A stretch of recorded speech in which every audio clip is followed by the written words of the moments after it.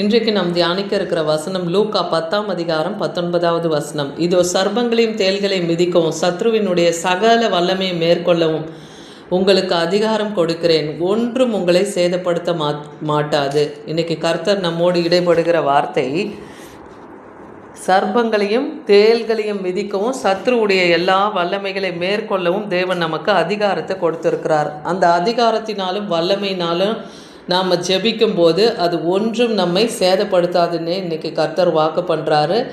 சங்கீதம் 91:13 சொல்கிறாரு, சிங்கத்தின் மேலும் விரியன் பாம்பின் மேலும் நீ நடந்து பால சிங்கத்தையும் வலு சர்பத்தையும் மிதித்து போடுவாய். அப்போ அத்தகைய வல்லமையை கர்த்தருடைய பிள்ளைகளுக்கும் கர்த்தருடைய ஊழியக்காரர்களுக்கும் விசுவாசிகளுக்கும் தேவன் தருகிறார். அதனால் நீங்கள் சிங்கம் போன்ற மனுஷர்களுடைய வல்லமையோ கிரியைகளோ விரியன் பாம்பு போன்ற கிரியைகளோ எது வந்தாலும், பாலசங்கத்தின் கிரியைகளும் வலு சர்பத்தின் கிரியைகளையும் நீங்கள் இந்த நாளிலே மிதித்து போட தேவன் உங்களுக்கு அதிகாரம் தருகிறார்.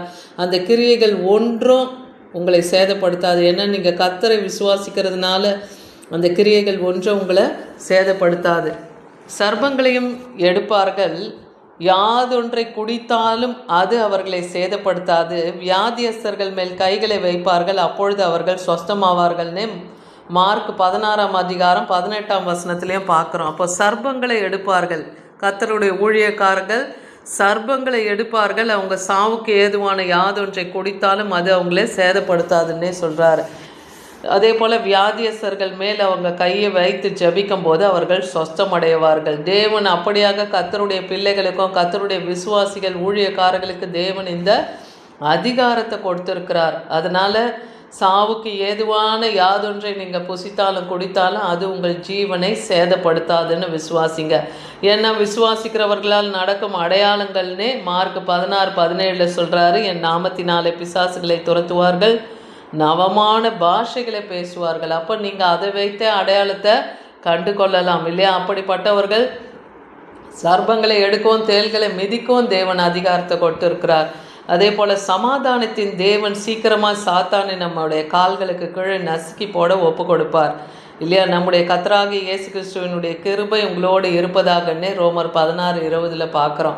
அப்போ சமாதானத்தின் தேவன் இன்றைக்கும் உங்களுக்கும் அத்தகைய பாடுகள், பிரச்சனை, போராட்டங்கள், மனுஷிக வல்லமைகளினாலும் பிசாசின் போராட்டங்களினாலும் தவித்து கொண்டிருக்கீங்களா? இன்றைக்கி தேவன் சொல்கிறாரு, சமாதானத்தின் தேவன் சீக்கிரமாக அந்த சாத்தான்களை உங்கள் கால்களுக்கு கீழே மிதிக்க நசுக்கி போடும்படியாக அவர் ஒப்பு கொடுப்பார். அவர் நசுக்கி போடுவார். அவர் நசுக்கி போட்டு நம் கால்களுக்கு கீழே அதை ஒப்பு கொடுத்துருவார். அதனால் நீங்கள் விசுவாசிங்க, தேவனை மகிமைப்படுத்துங்க, கர்த்தரை பற்றி கொண்டிருங்க. இயேசு கிறிஸ்துவின் உன்னத நாமத்தினாலும் ஆட்டுக்குட்டியானவர் இரத்தத்தினாலும் சாட்சியின் வசனத்தினாலும் பிசாசை ஜெயித்தார்கள்னே வெளிப்படுத்தல் 11-12 வசனத்தில் நம்ம பார்க்குறோம். அதனால் தேவனுடைய நாமத்திலும் அவர் இரத்தத்தினாலும் சாட்சியின் வசனத்திலே அவைகளை ஜெயிக்கும் நீங்கள் முற்படுங்க. அப்போஸ்தலர் 28:5 பார்க்குறோம், அவன் அந்த அந்த பூச்சியை தீயிலே உதறி போட்டு ஒரு தீங்கும் அடையாது இருந்தான். இங்கே பவுல் அப்போஸ்தலன் ஒரு தீவுக்கு அவரு கூட இருந்த சில சீசர்களையும் கொண்டு போவாங்க இல்லையா? அந்த இடத்துல போய் இருக்கும்போது அப்போ குளிர் மிகுதியாக இருந்ததுனால கட்டைகளை அடுக்கி நெருப்பு மூட்டுவாங்க. அப்போ அந்த நெருப்பு கட்டையில் சூடு ஏறும்போது ஒரு பூச்சி வந்து அவருடைய கையை கடிச்சிருக்கும். அப்போ அதை என்ன பண்ணுவார், அவர் தன் கையை உதறி விட்ட உடனே அது நெருப்பில் விழுந்து போகும்.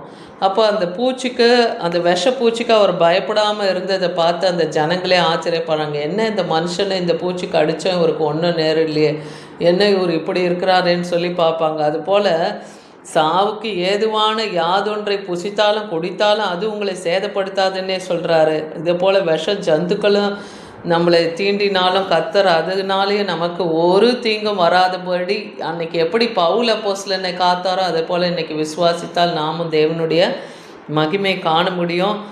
லூக்கா 21ஆம் அதிகாரம் 17-18 வசனத்தில் சொல்கிறார், என் நாமத்தின் நிமித்தம் நீங்கள் எல்லாராலும் பகைக்கப்படுவீர்கள், ஆனாலும் உங்கள் தலைமயிரில் இருந்து ஒன்றாகிலும் அழியாதுன்னு தேவன் வாக்கு பண்ணுறாரு. அதனால் நீங்கள் ஒன்றையும் குறித்து கவலைப்படாமல் தேவனிடத்தில் உங்கள் விண்ணப்பங்களை ஸ்தோத்திரத்தோடு ஜபத்தினாலும் வேண்டுதலினாலும் ஏறிடுங்க. அப்போ கர்த்தர் உங்களுக்கு பதில் தருவார்.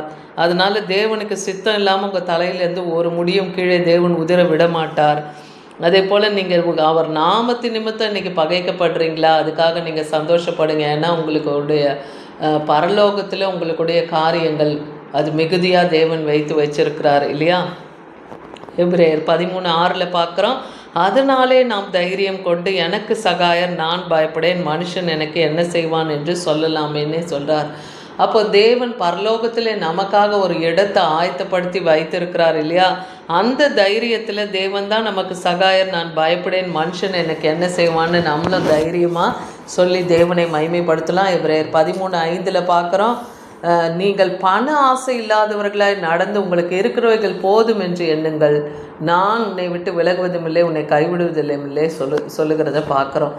அப்போ இன்றைக்கி எல்லா பிரச்சனைக்கும் வேறாக இருக்கிறது எது? பண ஆசை தான் எல்லா தீமைக்கும் வேறாக இருக்குது. அப்போ இன்றைக்கி அந்த பண ஆசையினாலே போராட்டங்கள், பிரச்சனைகள், பாடுகள் வருதா?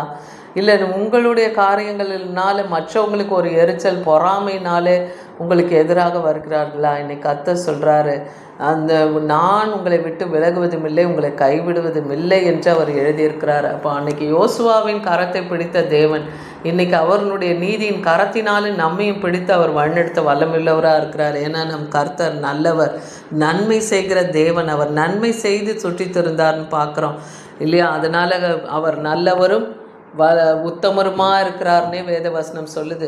அதனால் நீங்கள் கர்த்தரை விசுவாசிங்க. இன்றைக்கும் இயேசு கிறிஸ்து நாமத்தில் சர்பத்தையும் தேள்களையும் மிதிக்கும், சத்துருடைய எல்லா சகல வல்லமைகளை மேற்கொள்ளும் தேவன் உங்களுக்கு அதிகாரத்தை கொடுத்துருக்கிறதுனால அது ஒன்றும் உங்களை சேதப்படுத்தாது என்று விசுவாசிங்கள். ஆமீன்.